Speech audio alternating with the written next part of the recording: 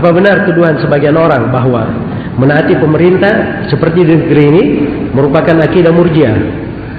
Ini orang yang mengucapkan seperti ini tidak paham Murji'ah itu apa. Dia tidak mengerti akidah Murji'ah itu apa. Ya. Jadi ini sebagian orang ya kalau dikatakan dengar dan taat kepada pemerintah, walaupun dia berlaku zalim, mementingkan dirinya. Ya, kalau kita pakai bahasa-bahasa sekarang, walaupun dia korupsi, walaupun dia nepotisme dan seterusnya, dikatakan oh ini Murji'ah. Ya. Murji'ah ini kelompok yang menganggap dosa itu tidak membahayakan iman. Ya. Jadi pemahaman keliru ya. Dia nggak paham Murji'ah itu apa. Kenapa dia nggak paham? Karena dia nggak belajar buku-buku akidah. Dia nggak belajar buku-buku akidah. Ya. Hal yang seperti ini diterangkan oleh para a'immah. Imam 4 menjelaskannya. Disepakati oleh ulama. Masa semua ulama dikatakan Murji'ah? Nah, ini nggak benar ya. Nah, ini dasarnya kenapa ada seperti ini? Karena sebagian orang keliru di dalam memahami. Ya, ini kasihan yang keliru-keliru ini. Ini perlu kita kasihani yang keliru-keliru ini. Ya, perlu disingkat dari syubhat-syubhatnya. Baik. Saya menulis beberapa buku terkait dengan orang-orang yang seperti ini. Dan saya bahas akar pemikirannya dari mana. Sebab ini pemikiran itu sudah ada sebelumnya. Ya. Dia warisi juga pemikirannya dari orang-orang yang menyimpang. Ya. Nah, salah satunya di dalam masalah ini. Salah satunya di dalam masalah ini. Baik. Jadi hal-hal yang seperti ini kita cuma perlu membaca buku-buku para ulama akidah, kita baca dalil-dalilnya, kita dengarkan. Nah, baru kita memahami betapa indahnya Islam ini, betapa nikmatnya seorang itu beragama.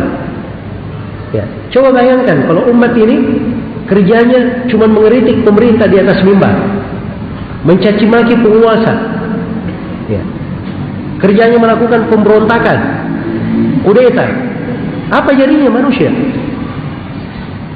Ya, kita tidak usah jauh-jauh ya, kita dari diri kita sendiri. Tidak usah kita lihat kejadian-kejadian di Teluk itu, di Mesir sampai sekarang tidak aman-aman.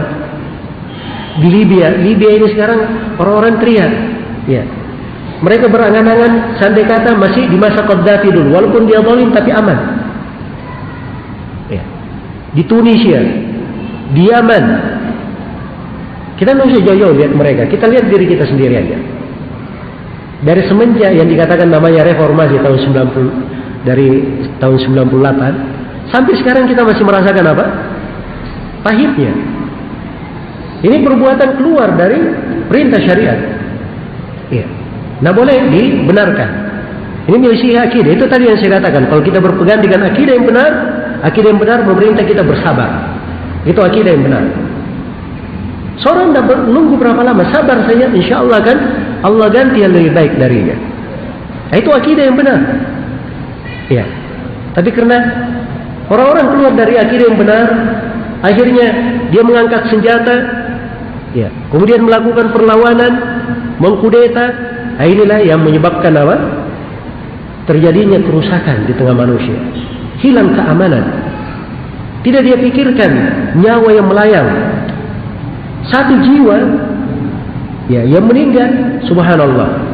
Dikatakan dalam Al-Quran, min ajli dzalika katabna ala bani Israil annahu man qatala nafsan bighairi nafsin aw fasadin fil ard faka'annama qatala an-nasa jami'an. Membunuh satu jiwa seakan-akan dia membunuh seluruh manusia. Membunuh seluruh manusia. Jadi ini dipertimbangkan.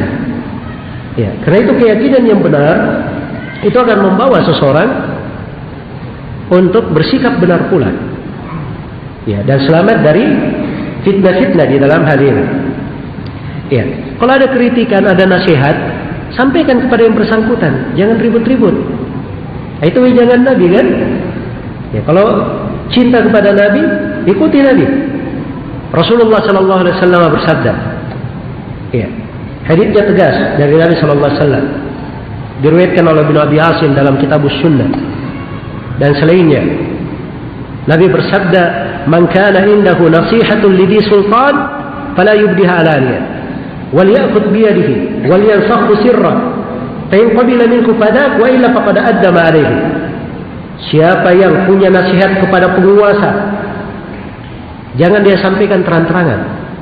Salah kalau ada yang membiarkan di atas mimbar, itu tidak benar. Ya.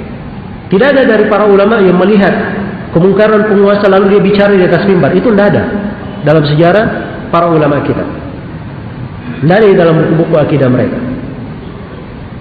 Ya. Bahkan Usama bin Zaid pernah ditanya, kenapa kamu tidak tegur Utsman bin Affan? Kata Usama bin Zaid, apakah setiap kali sesuatu saya berbuat, saya harus laporan sama kalian? Ya. Saya ada nasihat rahasia antara saya dengan beliau. Ya. Itu berjalan nasihat. Jadi kata Nabi, siapa yang punya nasihat untuk pemerintah, jangan dia sampaikan terang-terangan. Dia ambil tangannya pemerintah itu, dia nasihati rahasia. Kalau diterima darinya, itulah yang diinginkan. Alhamdulillah. Kalau tidak diterima, dia sudah tunaikan tanggung jawabnya. Sudah selesai. Ya, dia sudah sampaikan. Dia tidak punya hak lebih daripada itu. Tidak punya hak lebih daripada itu. Ini metode syariat namanya. Metode syariat. Ya. Karena itulah, ya, di dalam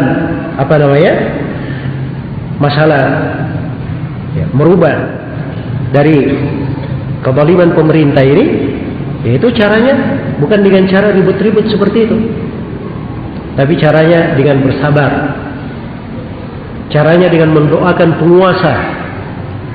Jadi kalau mau lihat ketulusan, lihat itu Al-Fudail bin Iyad, lihat Imam Ahmad. Mereka berkata, "Lau kana li da'watun mustajabah, ma ja'altuha illa fis sultan." Andai kata saya punya doa pasti dikabulkan, doa ini saya peruntukkan untuk penguasa saya. Tahu doa mustajabah ya? Doa mustajabah itu andai kata misalnya saya tahu saya punya doa, Allah kabulkan doaku kalau saya meminta pakai doa ini, maka kata Imam Ahmad dan Fudail bin Iyad, doaku saya hanya pakai untuk kebaikan pemerintah.